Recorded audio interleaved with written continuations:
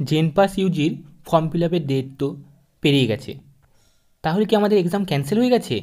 আমরা তো অনেকেই শুনতে পাচ্ছি যে আমাদের এক্সাম ডেট পেরিয়ে গেছে, তার মানে আমাদের এক্সাম ক্যান্সেল হয়ে গেছে। 25শে মে ছিল এক্সামের ডেট, সেটি তো পেরিয়ে গেছে, তাহলে আমাদের এক্সাম হবে না, এক্সাম ক্যান্সেল, এই কথাটাই শোনা যাচ্ছে। তাই জানবো আমাদের এক্সাম ক্যান্সেল হয়েছে কি না। যদি ক্যান্সেল হয়ে থাকে বা এক্সাম না হয়, তাহলে আমাদের যে অ্যাডমিশন প্রক্রিয়া, জেনপাস ইউজির যে ভর্তি প্রক্রিয়া, সেটা কিভাবে হবে, সেই সমস্ত কিছু জানবো এই ভিডিওতে। তাই ভিডিওটি স্কিপ না করে শেষ পর্যন্ত দেখতে থাকো।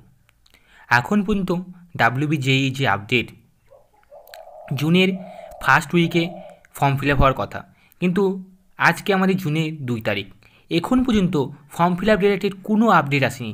তাহলে কি এক্সাম হবে না? যদি এক্সাম না হয়, তাহলে আশা করা যাক তোমাদের এইচএসের যে মার্কস, তার ভিত্তিতে তোমাদের অ্যাডমিশন প্রক্রিয়া হতে পারে বা মেরিট লিস্ট তৈরি হতে পারে এবং সেখান থেকে অ্যাডমিশন প্রক্রিয়া হতে পারে।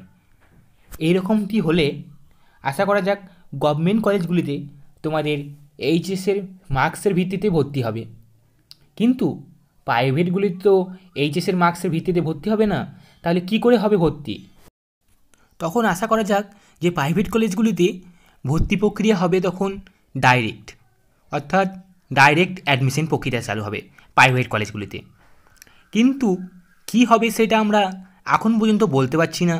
যদিও পরীক্ষা না হয়, প্রাইভেট কলেজগুলি কীভাবে অ্যাডমিশন প্রক্রিয়া করবে সেই সম্পর্কে জানবো পরে, কারণ তাদের সঙ্গে কন্ট্যাক্ট করে জানতে হবে প্রাইভেট কলেজগুলির মাধ্যমে যে তারা অ্যাডমিশন প্রক্রিয়া কীভাবে করতে চলেছে।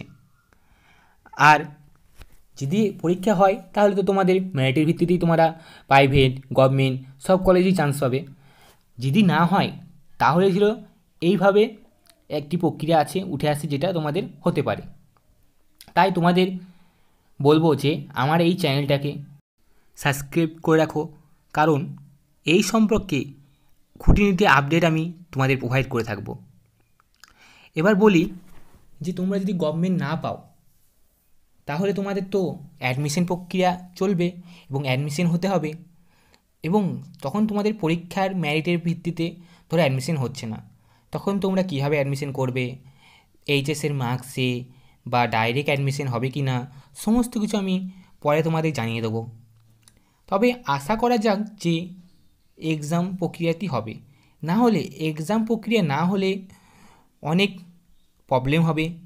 প্রাইভেট কলেজগুলিতে ভর্তি কীভাবে হবে, এবং তারপর তোমাদের গভর্নমেন্ট কলেজে এইচএসের মার্কসের ভিত্তিতে ভর্তি হলে যারা প্রিভিয়াস ইয়ারে রয়েছে, যেমন 20-21 ব্যাচ, তাদের তো প্রচুর নম্বর, তারা চান্স পেয়ে যাবে, কারেন্ট ব্যাচ চান্স পাবে না। তাহলে এক্সাম হওয়াটাই বেটার। এক্সাম হলে তোমাদের নিজস্ব মেধা তালিকার ভিত্তিতে তোমরা ভর্তি হতে পারবে।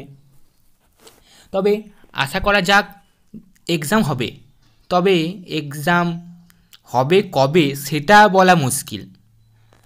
যদি এক্সাম রিলেটেড আপডেট কোনো পেয়ে থাকি, সেটা আমি অবশ্যই আমার চ্যানেলে ভিডিও করে জানিয়ে দেবো।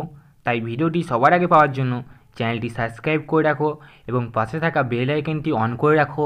ভিডিওটি ভালো লাগলে শেয়ার করো এবং লাইক করো।